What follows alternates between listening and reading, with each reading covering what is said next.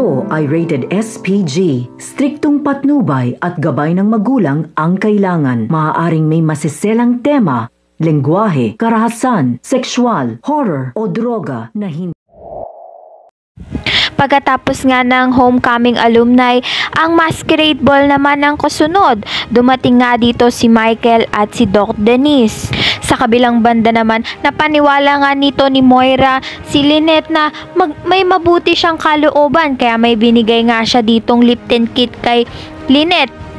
Subalit may pinaplano na naman nga itong si Moira ang masama dito nga kay Lynette. Umepekto na nga ang laxative na nilagay ni Moira sa inumin nga nito ni Lynette. Nang gabi ngang nagsasayawan sila ay bigla ngang sumakit ang tiyan nito ni Lynette.